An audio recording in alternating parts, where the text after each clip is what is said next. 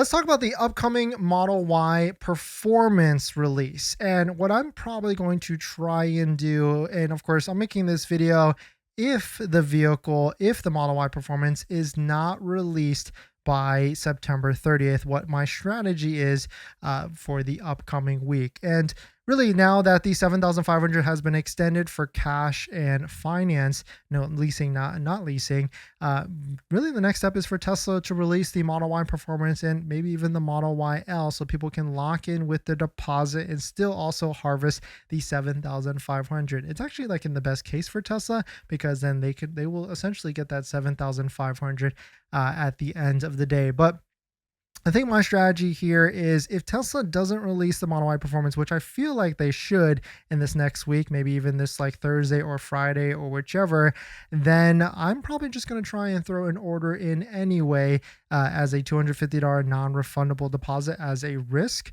to do it. And maybe if there's a way to like try and switch it later on to like a Model Y performance or whichever, I don't know, maybe there could be something there. And so that's why I think that's my strategy. I would not say to follow that strategy in any sort of way unless you've got an extra $250 to burn here. But I think my strategy is to just go to the websites on like maybe the end of September 30th and go to like the Model Y page. And I'm just going to order a Model Y long range all-wheel drive with the hopes that, with that deposit locked in, and maybe I can change that later to a Model Y performance, and maybe I'll be able to get that 7,500 either way as well. I don't think that will work in any sort of way, but there is still a little chance that maybe because of how the tax credit time of sale reports are issued or whichever, maybe there is a way that they'll be able to convert it and switch it to that. But hopefully Tesla will just release the Model Y performance by then as well. But hopefully it just gets released in this next week. And if anything, maybe it's going to be this Thursday or Friday, just like a wild idea that I had. And either way, maybe if it doesn't get released, then I still have the ability to get a 7,500 federal tax credit on a Model Y long range all-wheel drive or rear-wheel drive that I could transact if I want to, but it still gives me a little bit longer leeway. Because now that if you think about it, like now that this is out and maybe a good amount of people are smart enough to try and lock in to get the 7,500, Tesla probably won't change incentives for the next month after this until all of those deposits run dry, or they'll give some sort of deadline on it that you have to take delivery by November 1st to be able to do this. And there will be maybe even an overlap in which the new incentives might start to come in and the old ones with the 7,500 will start to expire as well. So maybe there could be a stackable situation in the next month or so.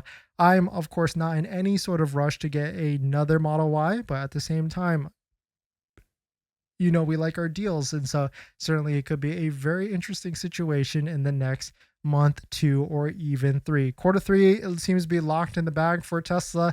They're going to do great with numbers and everything. Now the question is quarter 4, and will this have enough effect for the quarter 4 numbers for sales and everything? But let us know what your thoughts on it. Let us know what you're thinking. Congrats on buying your Tesla, or you're about to just buy your Tesla. But now here's the second most exciting part. That's accessories. And there's a ton of accessories out there, probably even way too much. And I try and bucket it into the top 3 accessories that you can get. And that's going to be phone mounts, all-weather floor mounts, and center consoles. A good set of all-weather floor mounts is probably my number 1 recommendation. And I've got a bunch of links and discount codes to all the accessories that I recommend down below in the description and on our best deal spreadsheet on page 2. Check out this one from Jawa that we use on all of our Teslas, linked down below, or their center console, which I also use on all of our Teslas as well. A must-have because Tesla doesn't come with a center console. But my number 1 accessory I recommend is going to be all-weather floor mats, and I bucket it from 3 different options: good, better, and best. The good ones are going to be the ones that you find on Amazon. Better is going to be the ones from like Tasmanian.